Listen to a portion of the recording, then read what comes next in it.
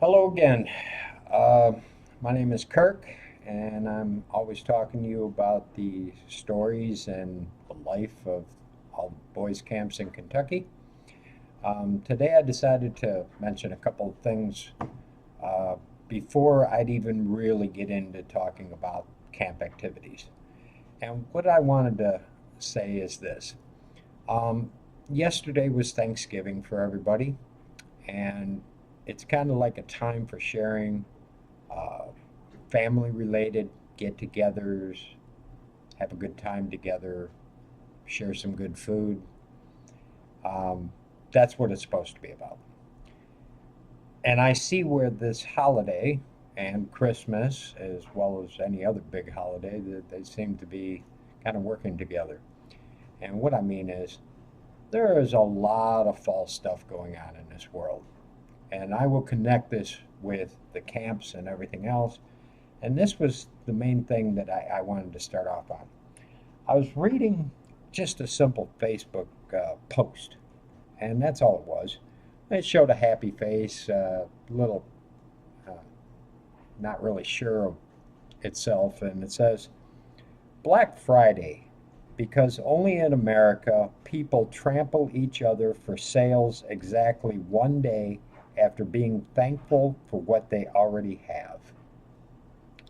That's a true statement.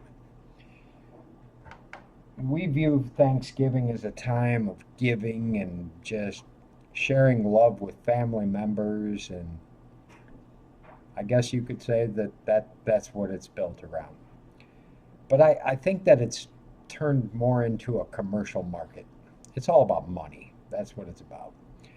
I think it all also shows that what people are really about.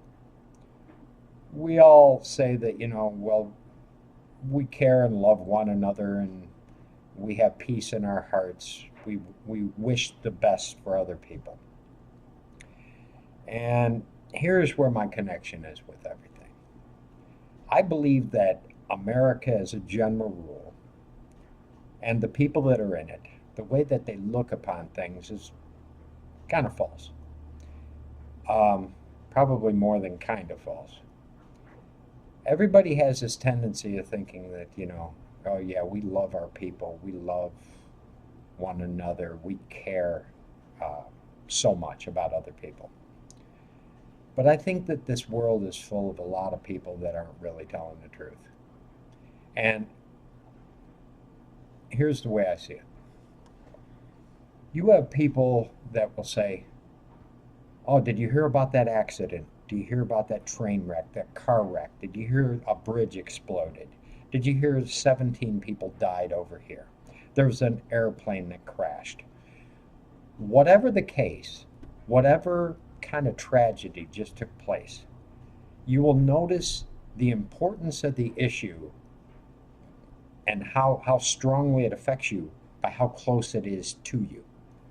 If you hear about an explosion happening on the news, first thing you do is, where'd that happen?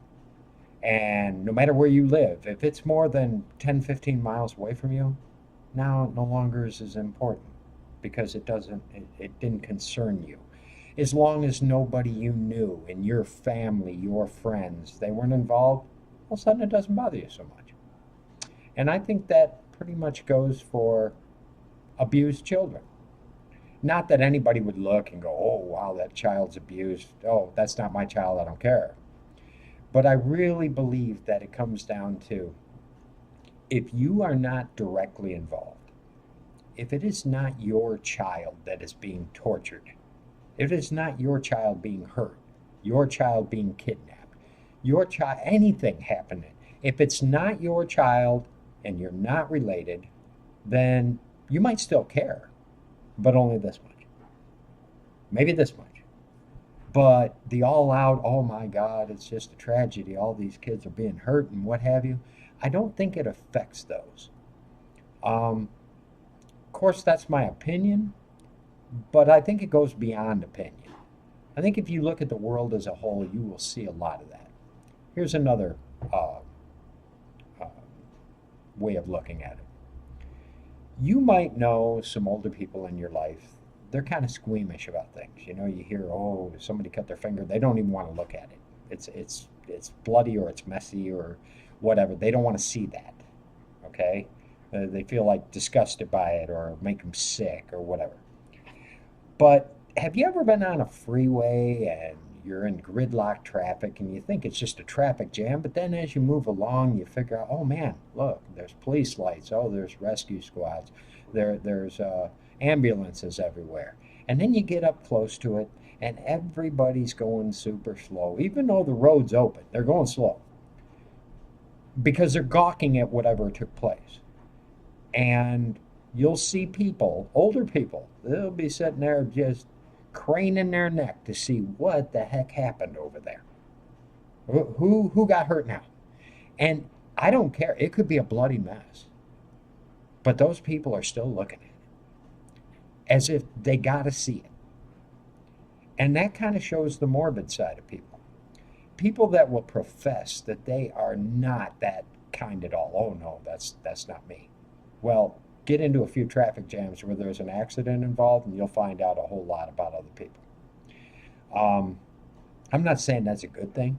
I think it's human nature. They ought to have the Gawker channel. That's what they should do. Because then maybe we could open up these roads and we could get down them without all these issues. But that doesn't take care of the people in general. I think people are false.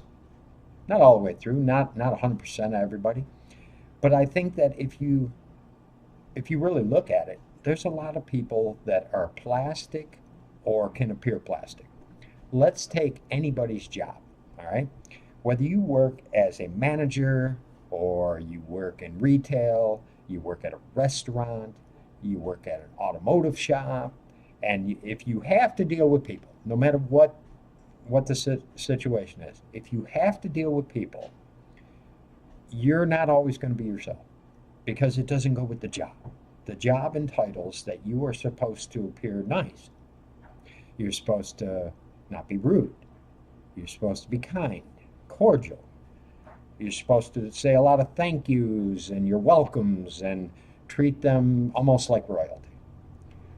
You see posts all the time on Facebook, anywhere where people go, oh, this is my at work face, this is my at home face.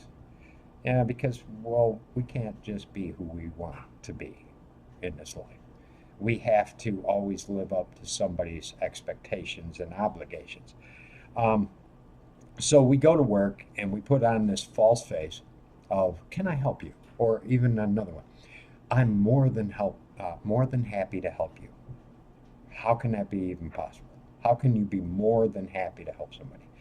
I just find that a ridiculous phrase, but I hear it a lot. And I guess my main point of this is you will find, if everybody wanted to be honest, that we do not ever really appear as we are. Not to everybody, and not all the time. There has to be a point where you have proper etiquette. You must talk to people with respect. That's a given. But at the same time, if somebody asks you, how you doing? How many people say, fine, I'm doing well? I don't care if you had the worst night in your life. You stayed up all night. Very few people will just come out and just start telling you how it is. They will not tell you the true story. People ask me, how you doing? If I'm having a bad day, I'll tell them, you know what, I'm really having a bad day. And I don't think a lot of people like to hear that. They don't expect that. They don't really want to hear how your life is going because it's just a figure of speech. It's a way to communicate. You got people walking around, how you doing? What's up? They don't really expect you to stop and talk to them and give them a speech. They don't really care. And I think that this really combines with the fact that there's a lot of children that are in these camps today. They've been in these camps for 50 years. Different people, of course. And no major changes have been made. I believe, and this is my thought, I believe that you, as a parent or as a concerned citizen, you care about children. But you more so care about that child if they're your child or they are somehow attached to you in some form, whether it's through family, friends, what have you. If they are not directly your children, or children that you don't know, and they're just somebody else's kid, I don't think that you're directly affected. I guess that's normal. So, unless your child is enduring a lot of pain, uh, I don't think that most anybody is just ready to get up and do something about this issue, um, which makes the entire thing tough. We live in a society where everything is really, really wrong nowadays.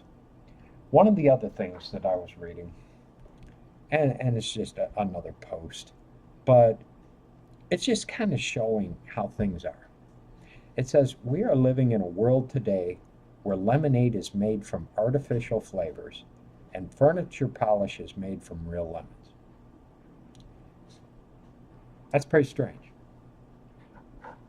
If you don't check the label on everything nowadays, you will find most everything, if they put product on it or orange flavored, lemon flavored, whatever, you're going to find out that what you're getting is not really what you thought you were getting.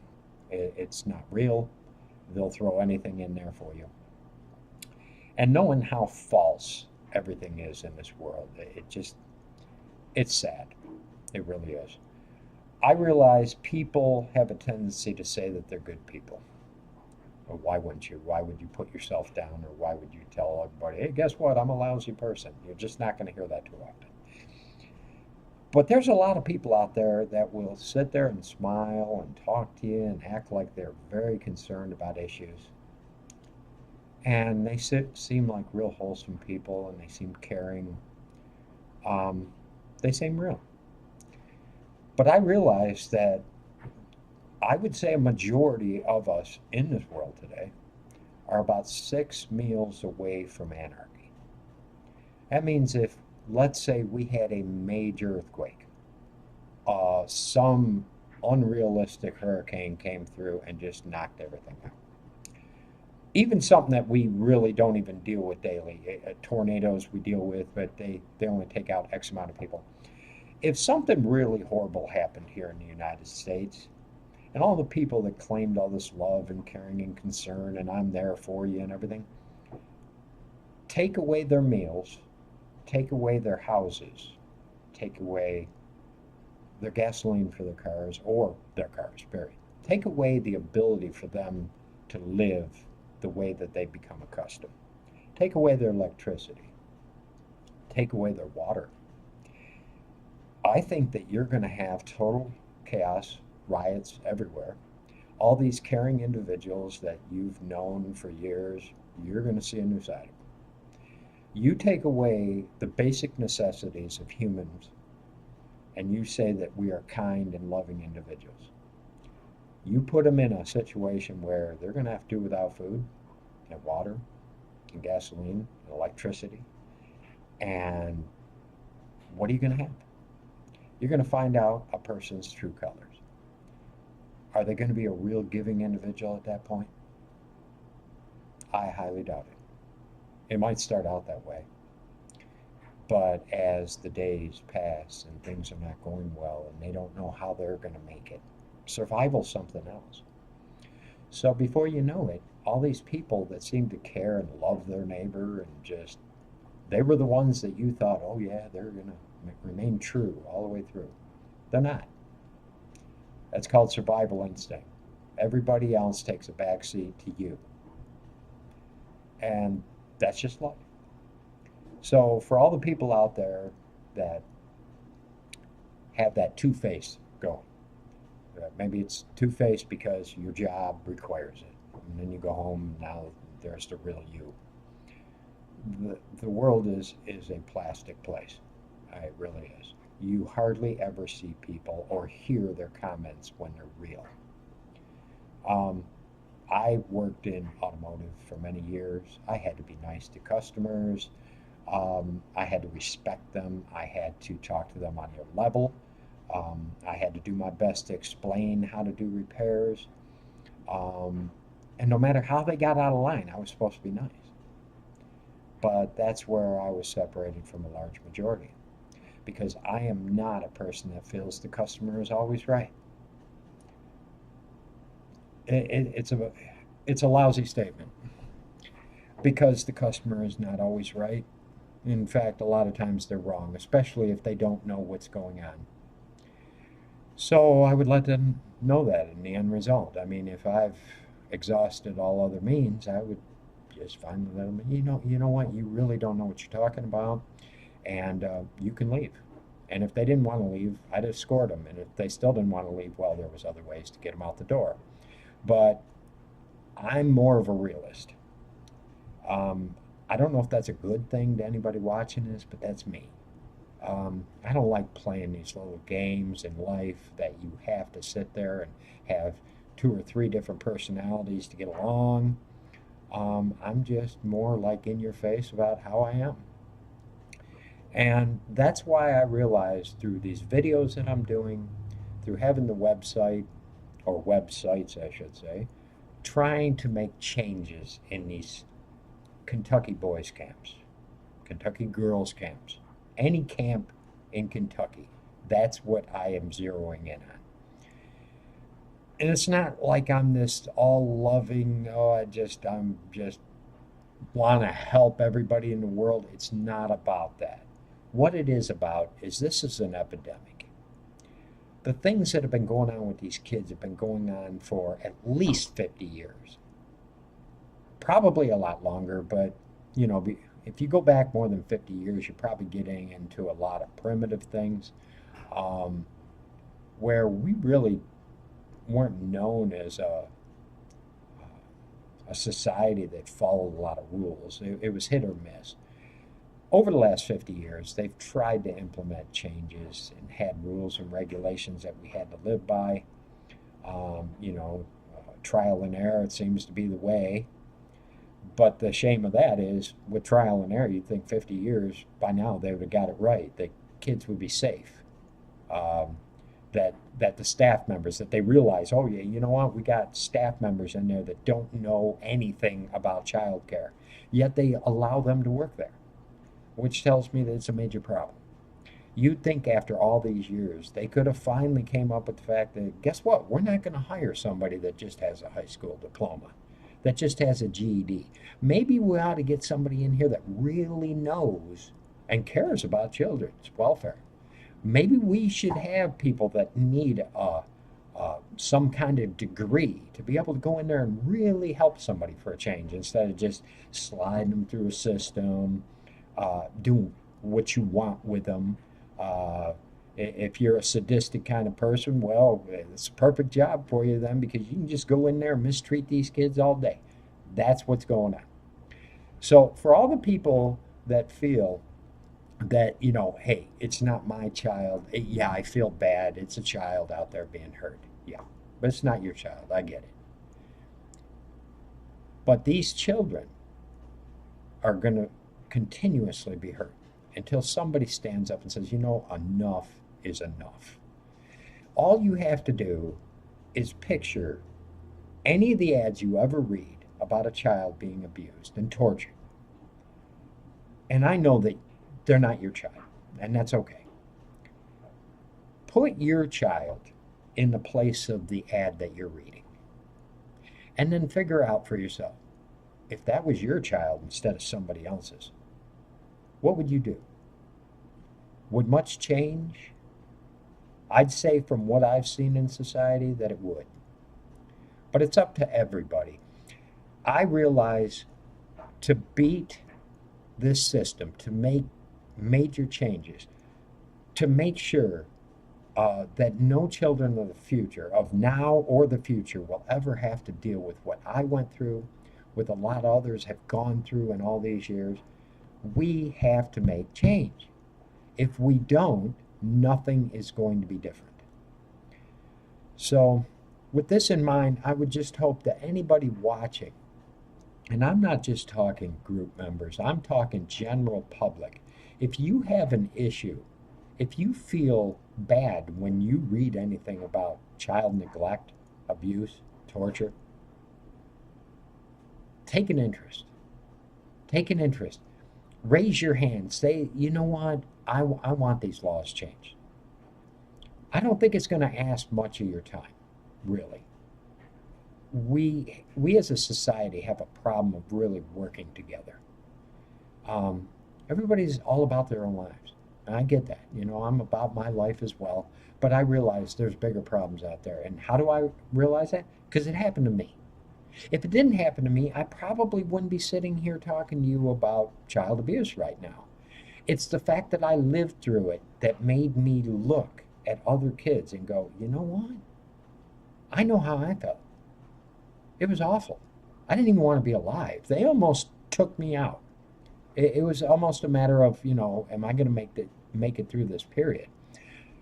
It brought awareness to me that, you know what, every time I hear of a child being abused or tortured, I think of how I felt. It was awful. I can't even tell you how awful it was. So I somehow, I feel a closeness with other kids then. I realize the pain that they're going through. And I wouldn't want to wish that on anybody other than the people that are doing the torturing. Those are the ones that I wish all this abuse and torture on. The ones that find it okay. They find abuse all right. They enjoy it. That's their everyday thing. They can't wait to get to work. They like their job. They enjoy hurting kids.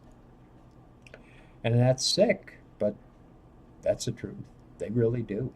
I'm not just making this up. I'm not just saying, oh, they enjoy it just to make it sound worse. No, they do. They really like to hurt children. They like to mentally and physically hurt children. They like to play the dominant role. They like to show that they're in charge. They get a kick out of it. It's sadistic. So I'm hoping that people that are watching, they realize that, you know, this world isn't all that good. There's good points in it, and there's a lot of bad. And if you really get honest with yourself, let's face it, you only care specifically about the ones that are in your family or somehow affiliated in your life. Anybody else takes a step down. That fact, well, that's what it is. It's a fact. For the few people out there that I've met that are just concerned about everybody, I mean, there are those people. I say, I give you all the kudos there is. I mean, that's a beautiful thing. But the majority of people in this world, I don't feel are like that. So anybody we can get to band together and work towards getting resolve and stop this abuse and torture of kids, I ask for any help that you can send, and I'd appreciate it. So until next time, I hope you all have a good day, and I'll talk to you soon. Thank you.